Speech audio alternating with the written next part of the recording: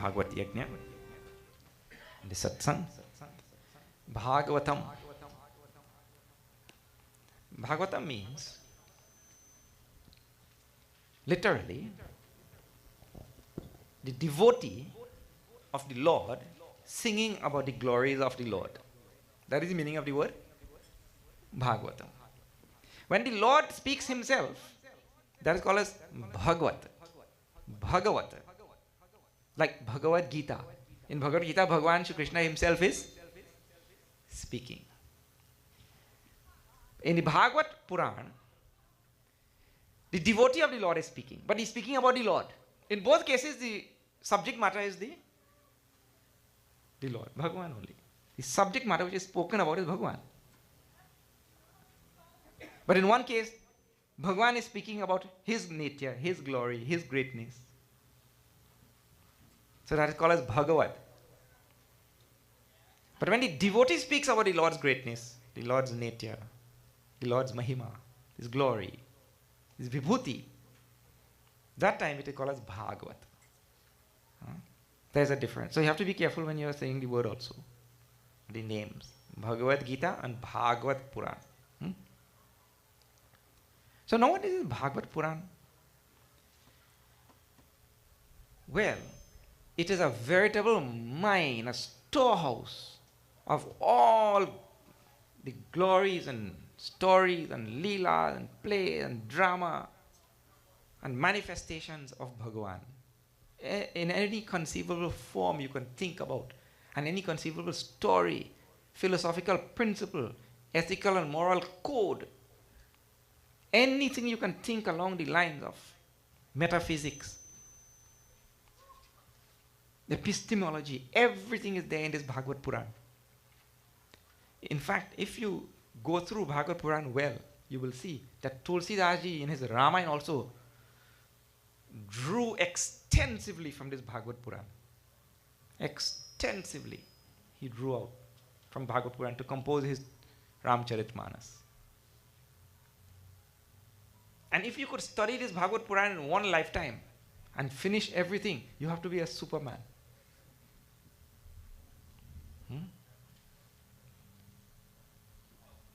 Now first of all, let me tell you about the authorship,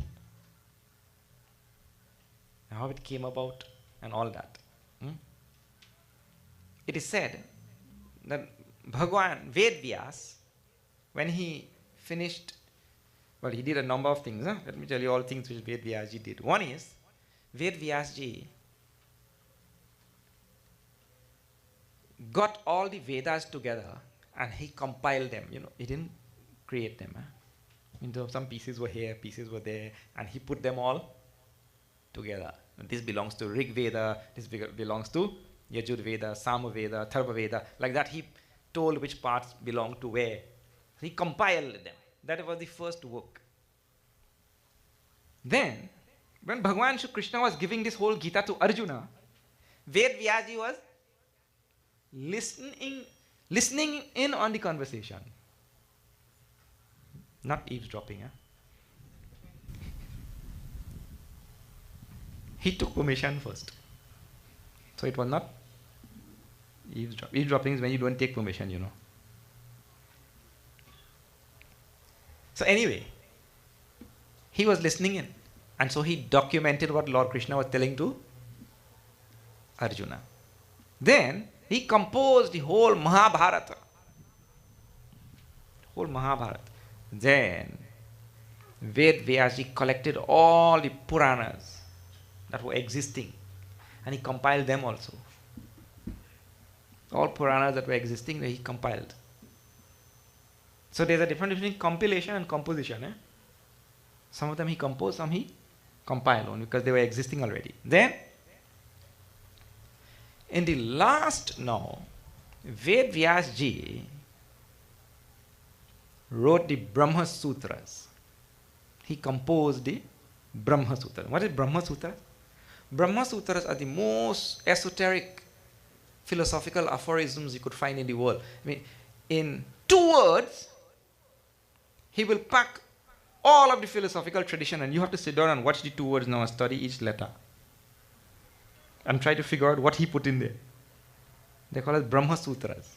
Huh? Very little phrases like this, but they are packed with, like how the atom is packed with so much energy? These little phrases which he wrote, sutras, they are packed with all the philosophical lore and tradition and all the esoteric principles you will encounter in the Upanishads and all. He packs them into these little sutras. So they are called as Brahma Sutras. So after doing all of this work, undertaking this enormous task, which it seems almost impossible for one man to achieve in one lifetime, Ved Vyas achieved. After doing all that, he still was not satisfied. And one day he expressed this dissatisfaction, feeling of incompleteness. He expressed it to Narad Muni. And Narad Muni told him a nice thing. Why don't you compose the Bhagavatam on the glories of Bhagwan? You know what the idea is here? Very simple. Before we continue, let me tell you. Life, this is life. Huh? Ved Vyas had achieved all that he could have achieved as a rishi in terms of composition, in terms of compilation, and in terms of publications and all whatever has to be done. But still he was not satisfied, contented inside. And this is quite akin to the ordinary life of a human being. That after we have achieved all the things in life, still you find that in the end, we are not contented, we are not satisfied. We are not able to sit quietly and say, look here, I am okay. I am fine. I don't want anything. I don't want to go anywhere. I don't want to see anything. I am okay. Nobody is able to reach that stage where he's able to sit quietly and contemplate on Bhagwan and say, no, I'm fine. I just read my little Ramayana here, read Gita, read Bhagavad Puran, whatever. But I'm okay. I really do. You'll see, in this world, people are so restless, even at the age of 70 and 80, wants to go there, wants to do that. That means at the end of life also contentment is not there. Huh? At 85 years, he's getting married.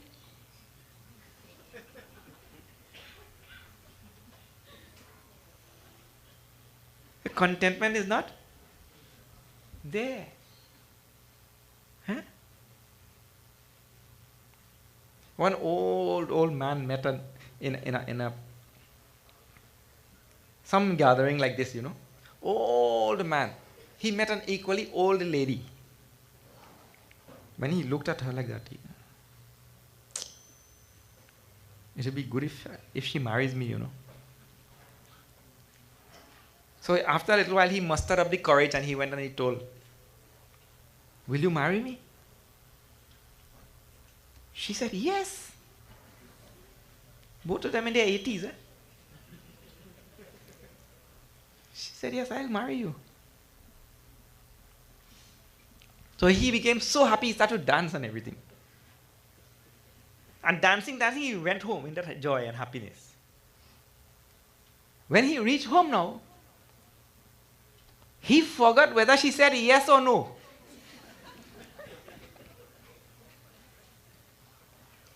So he picked up the phone and he called her.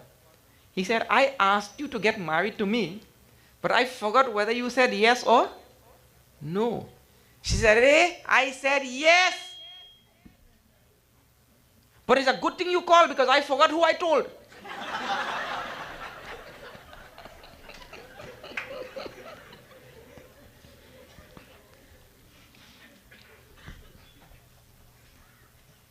So anyway, the two of them got married. The story continues. Huh? The two of them got married. And they went to Cancun for their honeymoon. why? She asked, why you went to Cancun? He said, because Cancun and honeymoon rhyme. So they went to Cancun. So next morning, after arriving there and sleeping for the night and every next morning they got up. Well, when she woke up, she realized he was not on the bed. But she heard the water running in the bathroom. So she said, oh, you're up? He said, mm-hmm. You're brushing your teeth? He said, no, dear. I finished brushing mine. Now I'm brushing yours.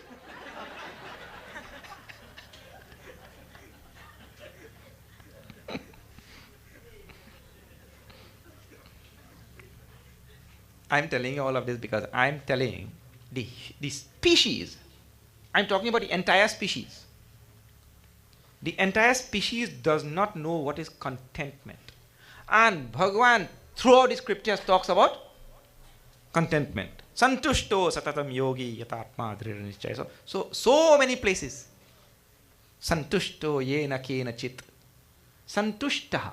That is called as contentment. And Ved Vyas had accomplished so much. The idea is no matter how much we accomplish in this life, in terms of worldly accomplishment, contentment will never ever come. Worldly things cannot make a person contented.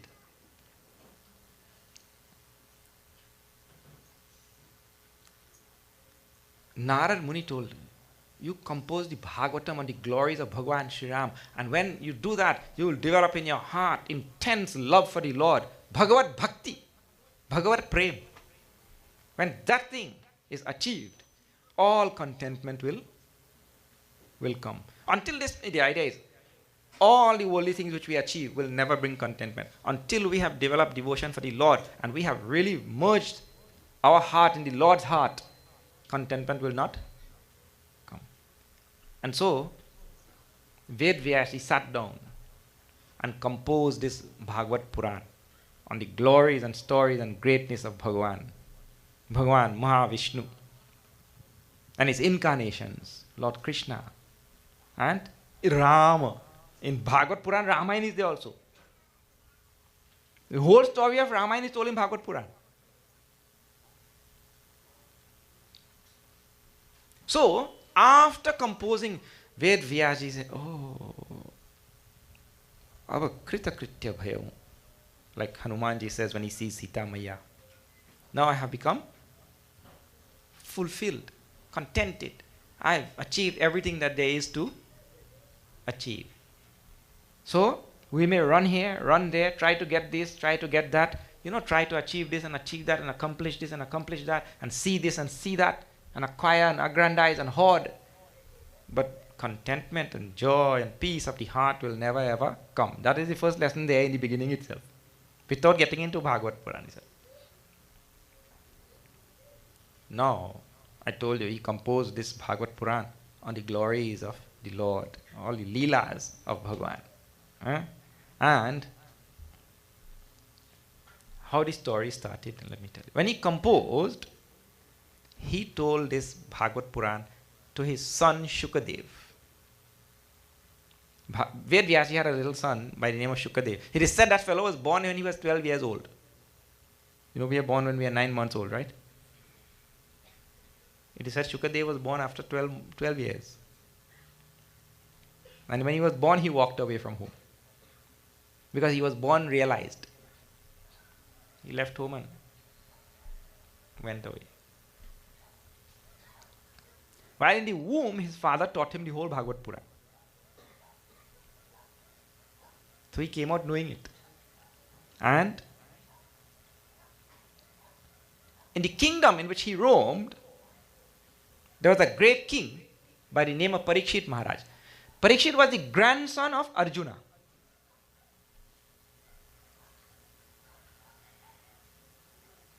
So what happened one day in that kingdom, Parikshit's kingdom? He went hunting. Now I'm telling you how this story starts. He went hunting and somehow he got lost in the forest. If you notice, in the Shastras, every incident of hunting ends up in calamity. Have you seen that?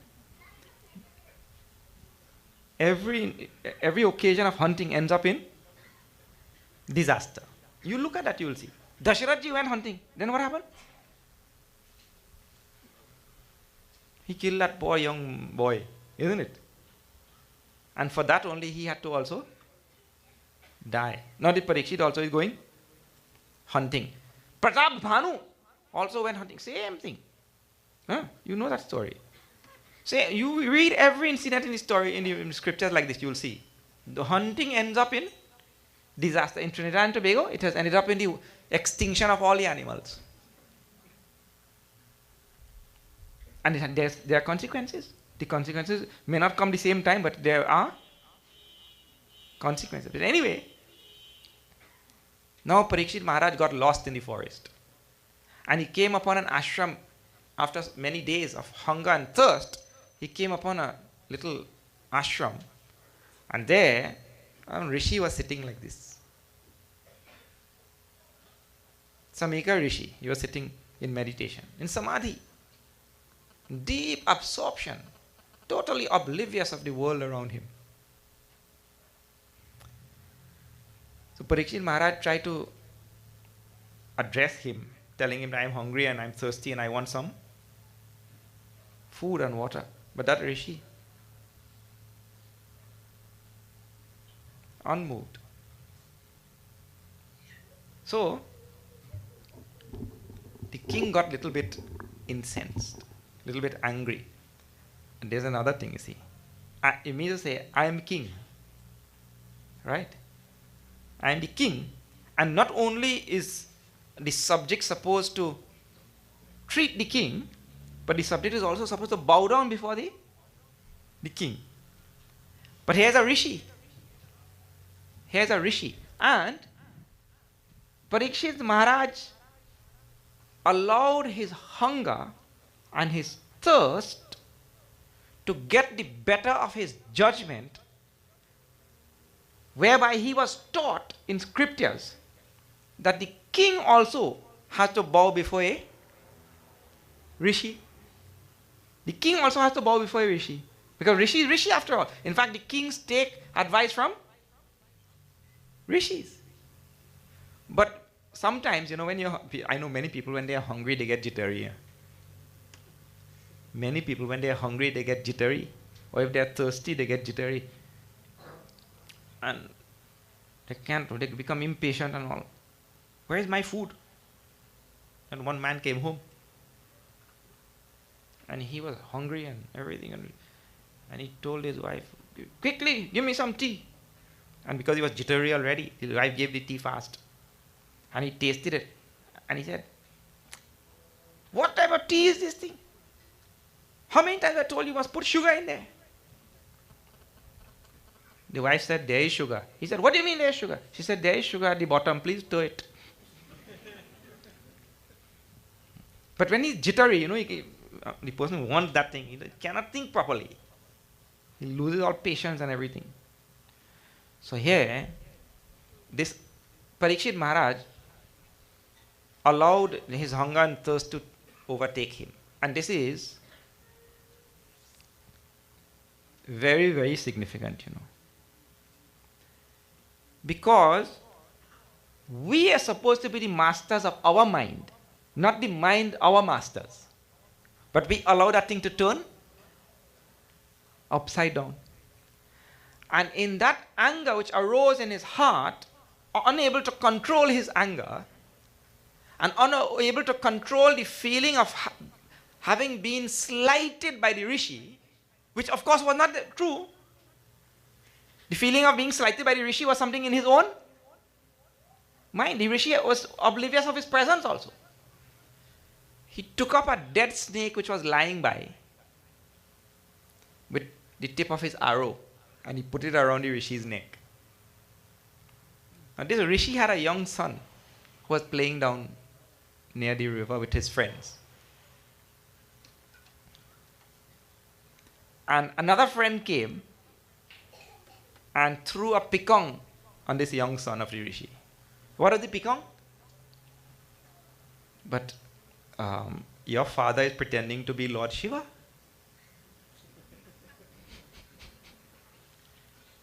So the young son said, what do you mean by that? My father is pretending to be Lord Shiva.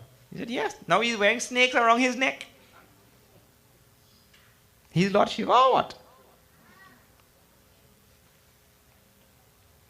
That young son who was equally accomplished in spiritual sadhana, with his mind's eye, he could see the incident that took place. How Pariksit Maharaj took this snake and put it around the king, the sage's neck. In his mind's eye, he could see that. And that time, then they were playing in the river there already. He took up some water and he did a sankalpa and gave a shrap to that king. That in 7 days, he did not know it was king and who it was, In 7 days, this man who put this snake around my father's neck, he will be bitten by Takshaka, a great snake called as Takshaka, and he will die in 7 days. And it is said that there are few things in this world, when they leave, they cannot be taken back, they cannot come back, they cannot be reversed. There are few things that cannot be reversed. One is an arrow that has left the bow. And when the arrow has left the bow, you cannot say, oh my dear arrow, please come back. Not possible. The second thing is the word. When the word has come out from the lips, when the words have passed the lips, that time, the words cannot come back. So the boy already uttered this sharp curse. And then he came home to see. From there he uttered the sharp. And then he came home to see his father. Meanwhile, his father had come out of samadhi. And then the boy told the father what he did. Who did this to him? And he told him what he did also. He said that person did such. That father now, with his mind's eye, he could see that the person who had come there, it was no other than the king himself, Pariksit Maharaj, the king of the whole kingdom in which they were living. That father said, my dear boy, you do not know what a grave and terrible act you have done. There are many times we get ourselves in trouble like this. We do something grave and terrible and then we wish, oh,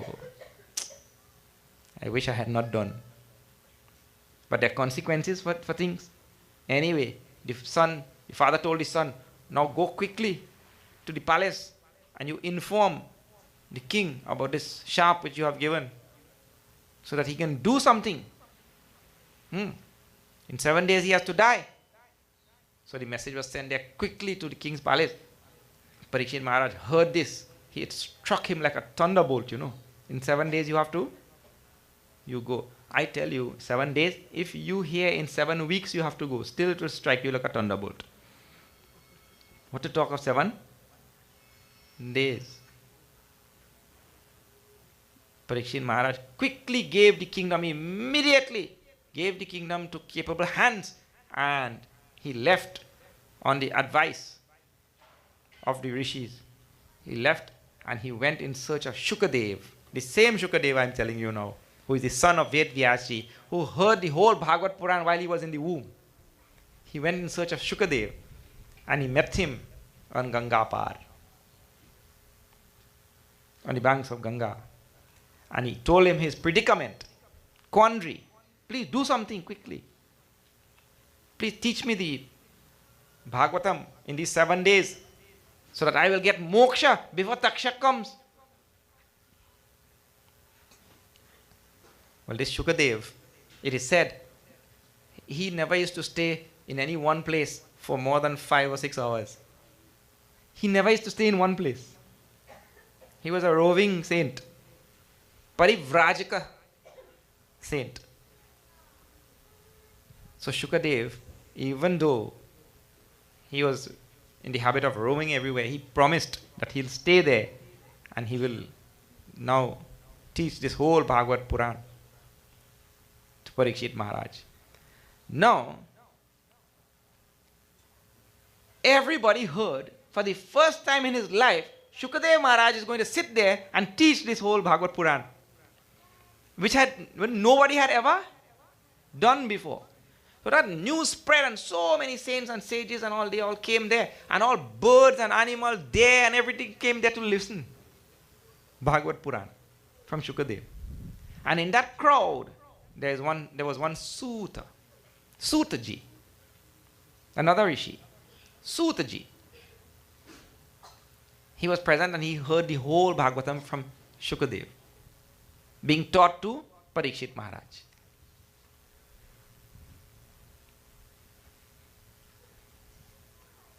Pariksit Maharaj listened, he gained moksha, and when Takshak came and bit him, it was nothing.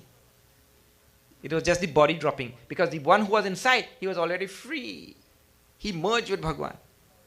Takshaka came, bit him, and the story got over. Now, this Sutji, who was sitting in that audience listening, that Sutji left there, and he also, like Shukadev, he used to be roaming.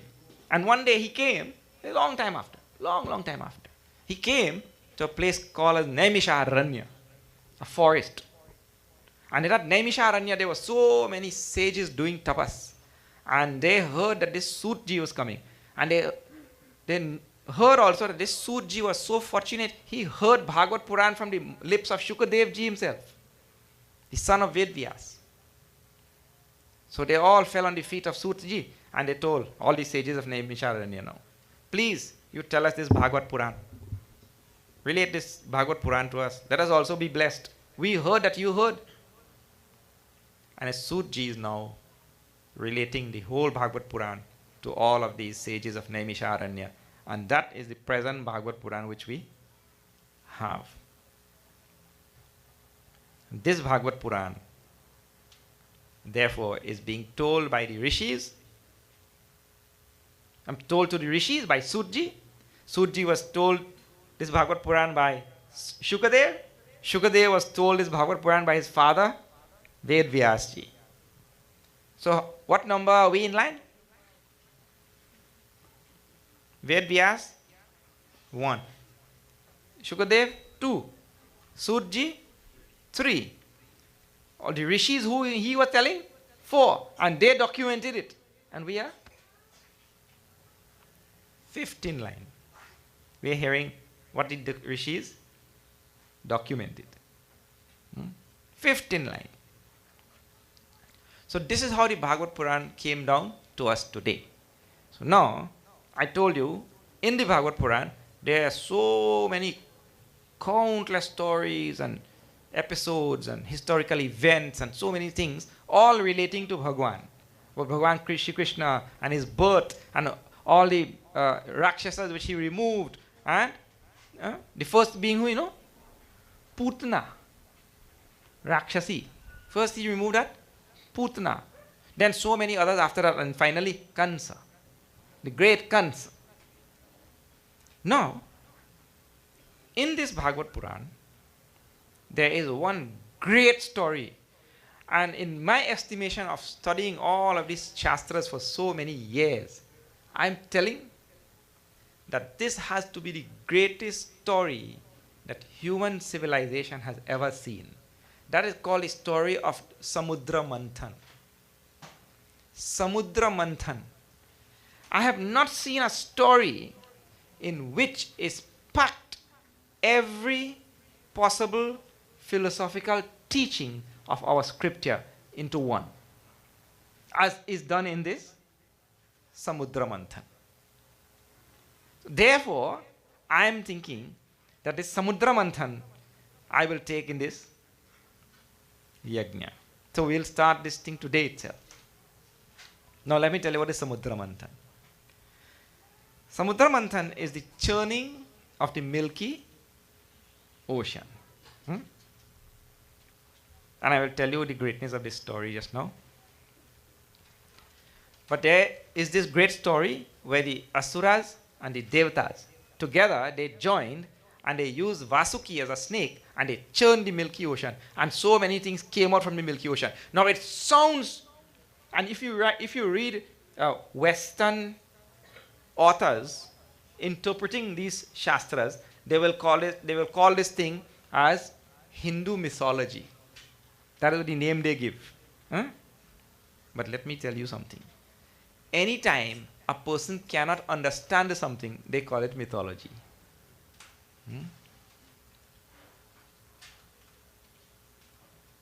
This human being, I tell you, is a very peculiar being, This fellow,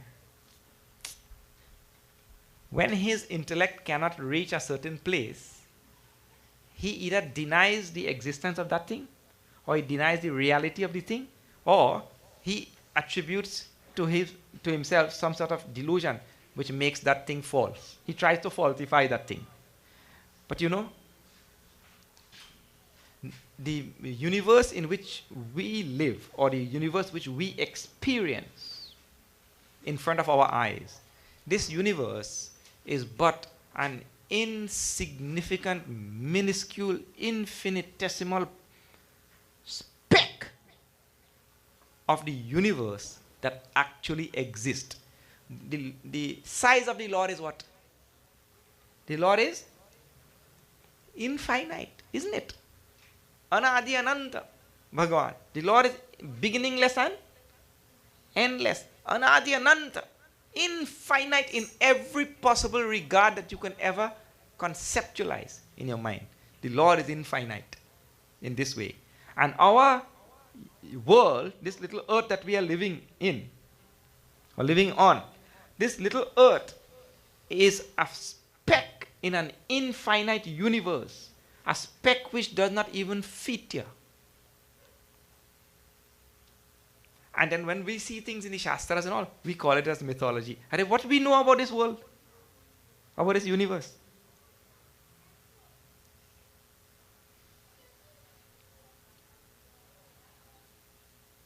In the daytime, when we look in the sky, do we see stars? In the daytime? We don't see any stars. But can you conclude that there are no stars? You cannot conclude. Because you don't see, that doesn't mean to say that there are no stars. That they are very much there. So because we don't understand the thing, we cannot simply just falsify the thing. It is quite conceivable that whatever you read in Bhagavad Purana or Ramayana or whatever, that thing could very well be going on in some loka somewhere. Because how many lokas are there? Both in Ramayana and Bhagavad Gita, when Bhagavan Shri Krishna gives in Bhagavad Gita to Arjuna, Virat Roop Darshan, how many lokas Arjuna sees? How many worlds? How many possible universes? Even now science is telling. So something could very well be going on in another world, another dimension, another loka that we don't know. But a Trikala Darshi, one who has Divya Chakshu, divine eye, like Ved Vyas or somebody, they could very well see what is going on in different worlds. So why do you exclude the possibility? You can't. Because we are living in an infinite universe. Infinite means infinite possibilities are there. You cannot exclude any possibility. If there's an infinite universe, it must come with infinity in every regard also. So the number of possibilities in this universe are infinite. So if a milky ocean is there and Devas and Asuras are churning, why are you excluding the possibility? You cannot. I mean, there's no logical basis for doing it. That possibility is one like any other possibility. Can you jump over the moon? Say, well, Swamiji, not right now.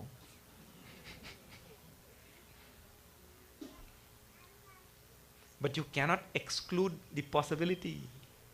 Huh? You cannot exclude the possibility. It is said that Vishwamitra sent Raja Trishanku to Swarga in this human body. To Swarga, different loka. What is moon? Moon is in our loka. He sent him to Swarga Lok. Another loka. You see? So no possibility is to be excluded. What we can say is, look, we have not experienced it, but it is possible somewhere there perhaps. You cannot say definitely no. So now, The churning of this milky ocean is a story which we see in the Purana, in the Bhagwat Puran, which I told you contains now how many things we'll see.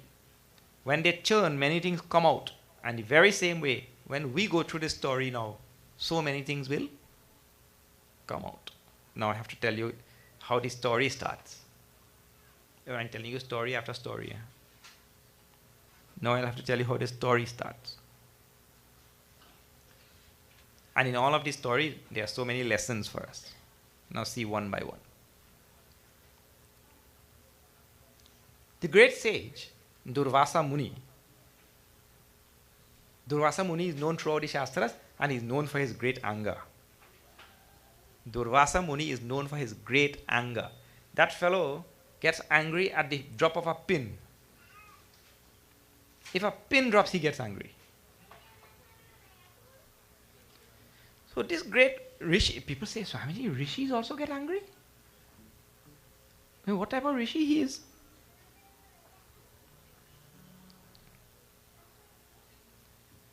You know, when you read that type of thing in the Shastras, what you have to understand is that, we'll come up to that just now also, the universe is made up of the pairs of opposites.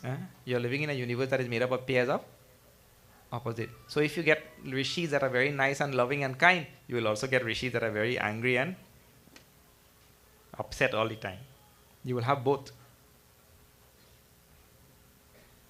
Because a bicycle has to have two pedals, na? You could pedal your bicycle with one pedal. You can try, or one wheel.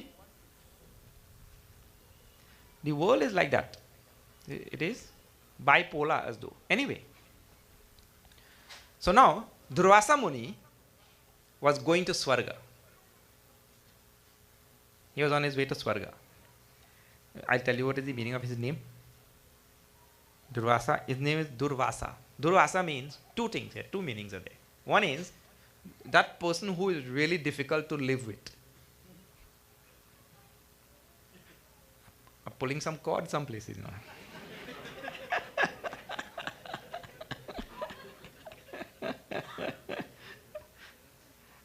Yeah. Because if a person is getting angry all the time, it will be easy to live with that person? No.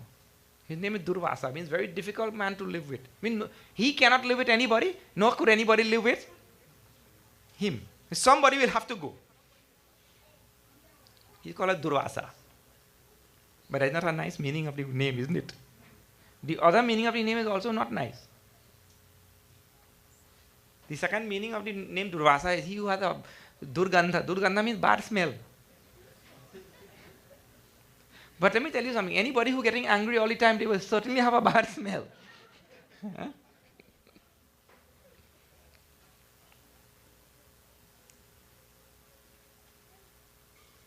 One more teaching in that is, no matter how terrible you may think a person to be, right? That person also has the privilege to seek out the greater things in this universe and acquire power and acquire knowledge and acquire, so many siddhis and all that thing, isn't it? Because nothing is barred from anybody. You're not debarred from getting anything in this world. Everything is open to everyone. So if there's power to be got, the person may be getting angry all the time, but if he does some tapas, he could get the power. Because everything is for the taking in this universe.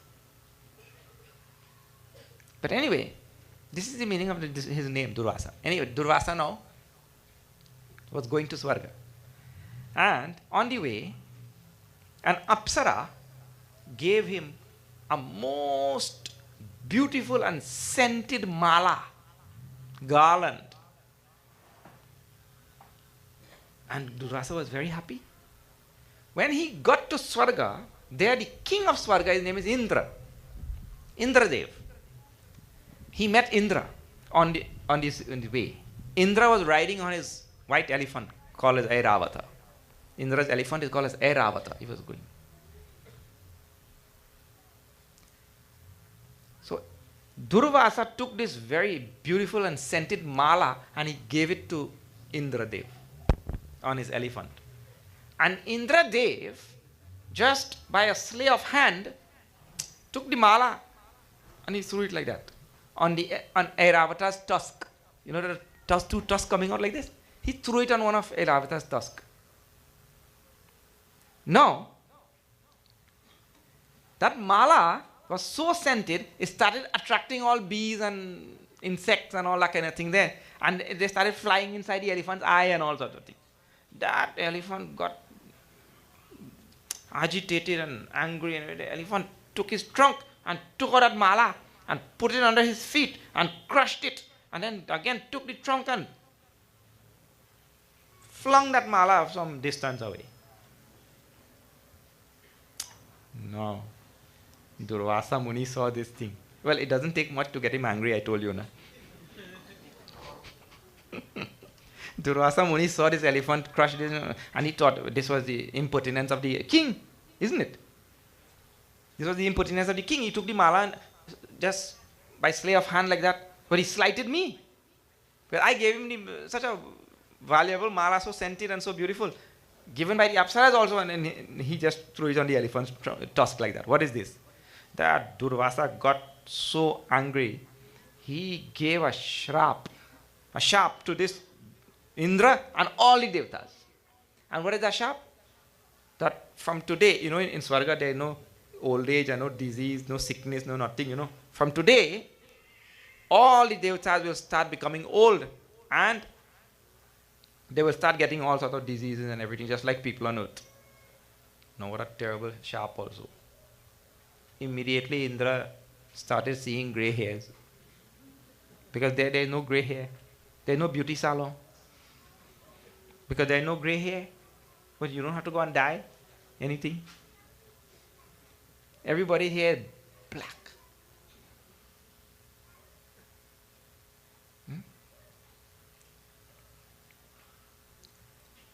When you dye hair, when the hair has dyed. When the hair has died, then you go and you dye it. You kill it 2 times.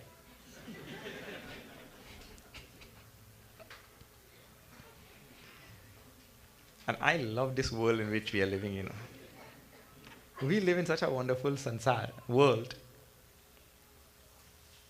These days when you go to dye your hair also, they pull out a chart, like when you go to buy paint, what color you want.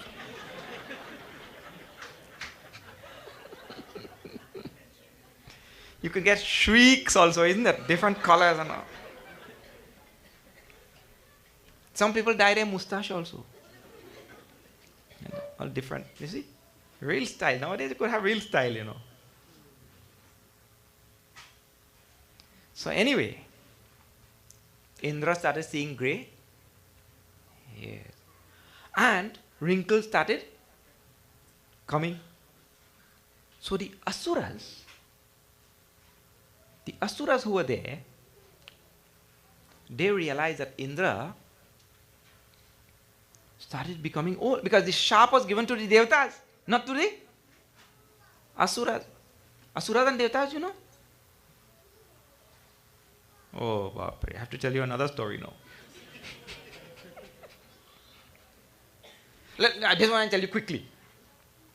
There was a great sage, his name was Kashyap. Kashyap Muni. Kashyap had 2 wives. One wife was Aditi and the other wife was Diti. Their name rhyming also. No? One was Aditi and the other was Diti. All the children which Kashyap Maharaj had with Aditi, they were called as Devas. And all the children which he had with Diti, they were called as Asuras. What do you mean of Devas? Devas mean those who shine. Those who shine. Those who have some broad, higher vision. Who have some broader or higher vision. Those who shine out. Those who are the very embodiments of light. What do you mean of Asuras? Oh, Bapre. Asuras mean those fellows who are out of sync with everything. They're out of sync with goodness. They're out. Even if they go to do something bad, they do that so badly too. Have you seen that?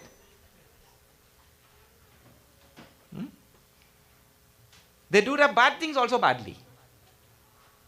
They are out of sync, out of harmony. They are self-centered, selfish, and all that. Also, that is called asura. So Kashyap Maharaj had these two sets of children. So Devas and Asuras are what? They are step what? Half. Huh? Half brothers, isn't it? Because father is same. This is a very, very significant thing. Huh? This connects to what I was telling you before, and I told you we'll see it just now. That the universe in which we live, the universe is made up of the pairs of opposite. Everywhere. And the pairs of opposites have one source. In fact, it is even more involved than that. The pairs of opposites actually exist in one and the same thing at the same time. Everywhere you find positive, you will also find negative. Everywhere you find negative, you will also find positive. In Lanka, only Asuras were there. All negative only. But they were positive or not? Wow, what Vibhishan was doing there. Hari Mandir, Hanuman ji sees in Vibhishan's yard. Tulsi ka vrind, Tulsi plant. So you will find evil, you will also find good there. In the atom, there's positive as well as negative. And like that in everything. The universe is structured like that. So the positive and the negative have one source. They come from one thing. So there's a binary universe, but at the same time, in the diversity which we see in front of us, there's a unity. Because everything has one source. So when we read the story like that, I mean, it is that thing is relating a deep metaphysical truth about the universe. The universe, even though appearing to our eyes to be something which is taken over by multiplicity, it has a unity. It has one unitary thing beneath. So in the binary universe, we have a unitary universe. You see? So anyway, now Devatas saw, Asuras saw, Devatas started getting grey. So they thought, look, these Asuras thought, look, the Devatas are getting grey, wrinkled. Maybe their power is also going down. And these fellows are always at loggerhead. The universe also needs to be at loggerhead for it to work. Huh? The opposites are always at loggerhead, isn't it? If you take a positive wire and touch another positive wire, there is no problem. But if you take the negative and touch the positive, then what happens? Fireworks. So the Devas and Asuras always at loggerheads with each other. But I told you also, that is what makes the universe work. One judge was telling a defendant, what is the matter with you? This is the 6th time you have come to my court on charges of robbery and burglary and stealing and all such things. 6 times. You cannot do anything good in your life. Name me one good thing which you have ever done in your life. He said, Your Honor, I have kept 6 CID officers busy for the last 10 years.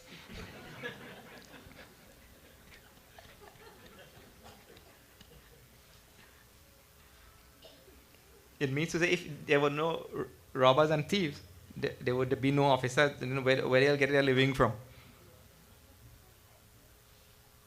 So this fellow also has some place, isn't it? Everything in this universe has a place. no matter how negative you would think, see, people say, no, no, no, Swamiji, look at people suffering. There's so much of poverty. There's this, there's that, all things going on in this world. What a terrible thing. You can do one of two things. Get moksha and come out from this world. That is one. Second thing, understand that that is the nature of the world and just accept it. The world is like that. If everybody were millionaires, suppose there were no poor people, everybody were millionaires, right? You know what will happen? People think this is a workable proposition. It cannot work. One fellow will tell the next one, hey, come cut my grass. Come cut my lawn. I will give you $100. That fellow will say, what do you mean? You come cut mine, I'll give you $100. Isn't it? Let me tell you this story I told before you, but listen again. In Archie's comics, there's something called Archie's comics. One day Archie was walking on the beach, and Archie kicked a lamp, and a genie came out. And the genie told, okay, I'm not such a great genie, but I'll give you one wish. I cannot give 3 wishes and all, 1 wish only. Archie said, okay. The genie said, stop. Not okay yet. I haven't finished. I'll give you only 1 wish, but I have not perfected the art of granting boons, So, my wand granting and all is kind of little immature yet. I have not perfected it. So whatever you wish for, I'll have to give it to everybody else also. Because when I wave this wand, I cannot restrict it only to you. When I wave like that, everybody will get it. Archie thought for a while, what?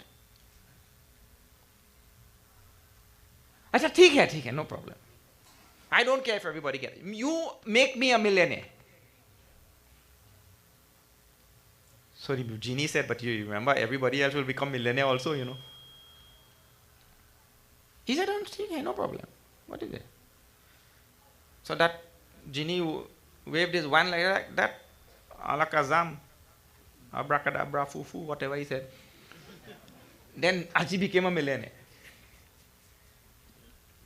So he sat down in a little jalopy there now, that little jeep he drives.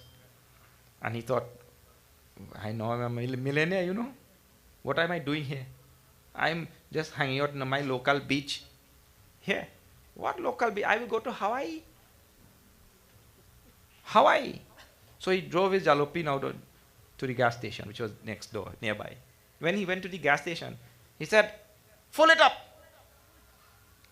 Fill it up. When he looked around, there was nobody. But they also became millionaires. Who pumped gas? Nobody is there. So he came out back on the road now, thought, okay. When he filled up the gas himself. Came back on the road. He only drove 1 mile. The first traffic light was there. All the light green. All the light green simultaneously. Why? All the people who are operating lights and all the policemen, gone. People who are operating lights and everything, computer, everything, gone. Somehow he made it to the airport alive.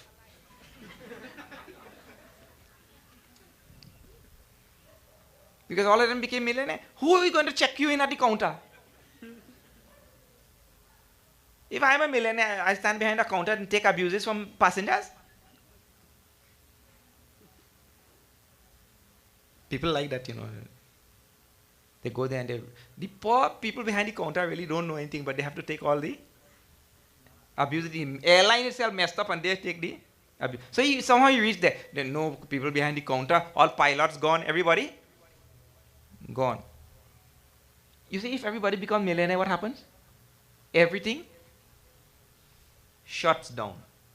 There's chaos. Actually, let me tell you what scriptures say. If that happens, there will be pralay. Pralay means dissolution of the universe.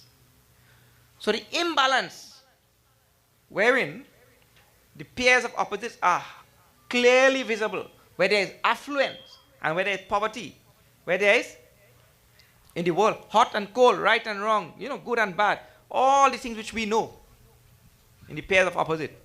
That is required for the universe to turn. The universe turns like that.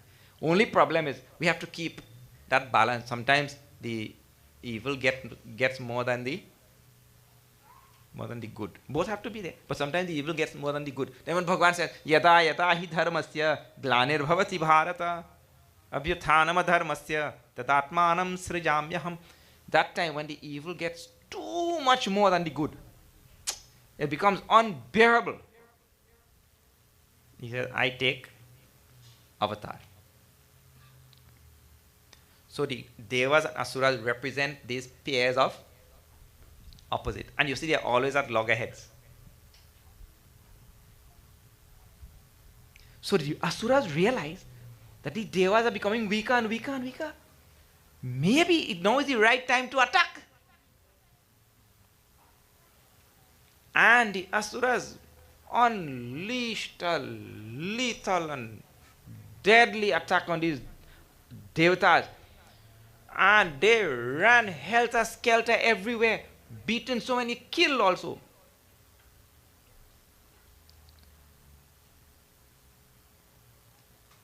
They had to take hiding. Some of them came even to the earth to hide, running away from these Asuras. Asuras took over the Swarga and everything. So now see, the human species also knows this same type of war. This world has known war from its inception, and it is still going on even today all over the world. You live in a heaven, so you don't know what is going on in the rest of the world. You are living in Swarga. But in so many parts of this world, killing and mutilation, everywhere, massacre, genocide. Oh, every day. So these things which we are talking about between Devas and Asuras is not far-fetched anything. It's very much part of this world. So now, Devas became dispossessed, everything expropriated, and they are put out in the cold. So they regrouped. But that's what they usually do. Regrouped, and they went to Brahmaji. Brahmaji told, okay, we'll go to Lord Vishnu and we'll see. So now, I have copied some of those verses.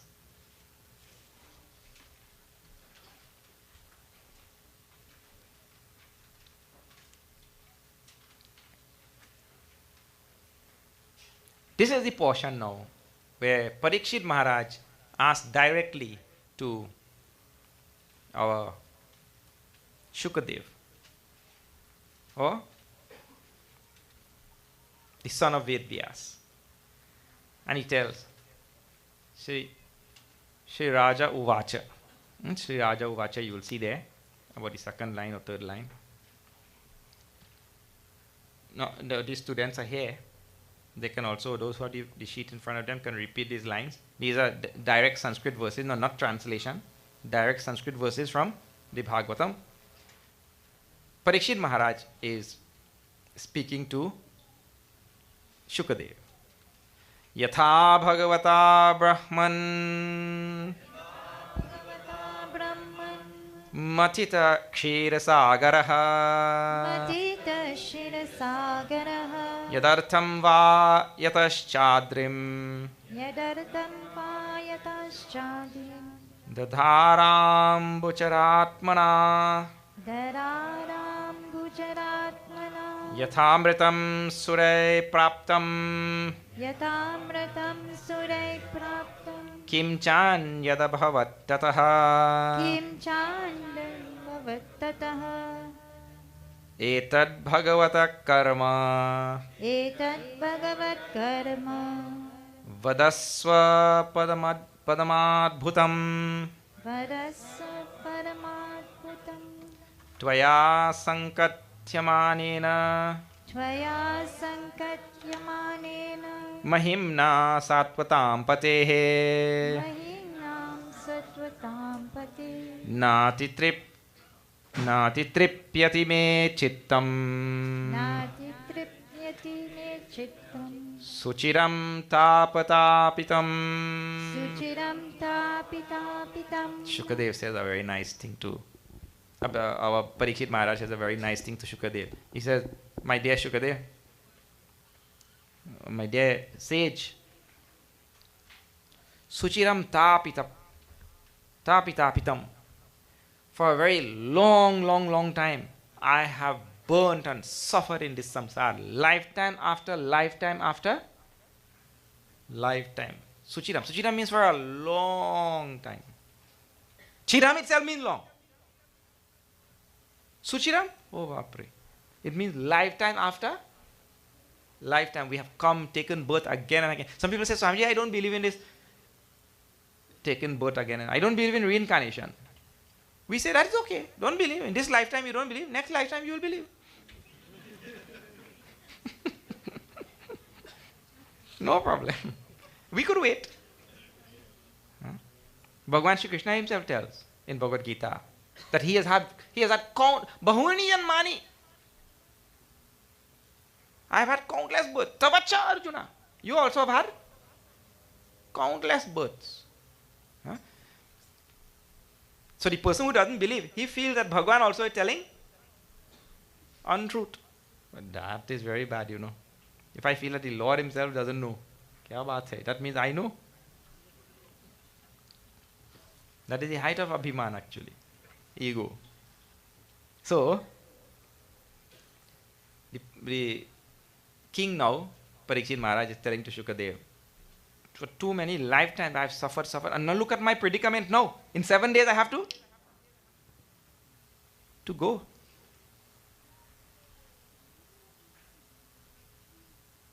And now that you have started speaking this Bhagavad Puran to me, Nati Triptyati Me Chittam. My mind could never be satisfied with enough of this Bhagavad. Please tell me some more. My mind seems to be craving for it all the time. I cannot be satisfied. I want to hear more. So, about the glories of the Lord, I want to hear now, but with regard to one particular thing. Oh, really? What do you want to hear? Yatha Bhagavata Brahman Machita Kshira Sagaraha. I want to hear how, oh great sage, I want to hear how Bhagwan churned the ocean. That story I want to hear. How the Lord churned the ocean.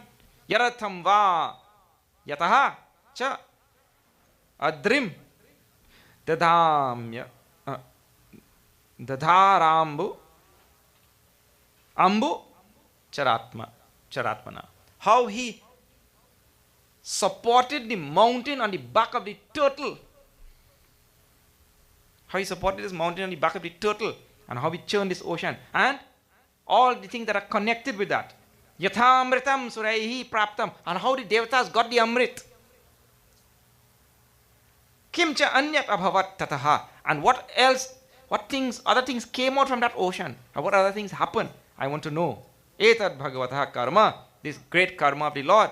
Vadaswa, you tell me. Vadaswa means that. Now you all got that vada word in Sanskrit class. Vadaswa, tell.